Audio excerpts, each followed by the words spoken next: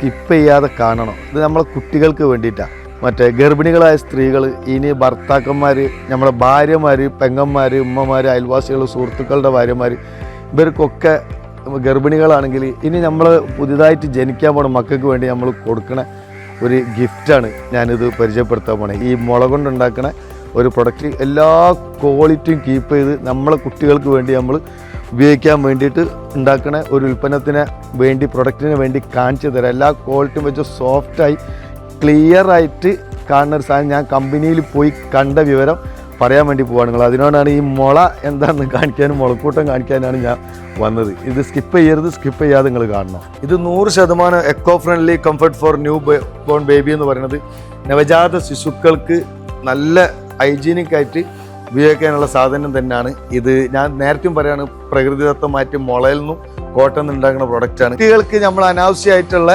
Quality ഇല്ലാത്ത, തല്ലിപ്പൊളി വേണ്ടാത്ത എന്തെങ്കിലും തുണി കൊണ്ട് പൊതിയ, കണ്ട ടർക്കി കൊണ്ട് പൊതിയ, ഇതിൻ്റെ ഡസ്റ്റ് അലർജി ഉണ്ടാവും, ഇതിൻ്റെ സ്കിൻ അലർജി ഉണ്ടാവും, ഇങ്ങനെ പലതും മക്കൾക്ക് ഉണ്ടാവും.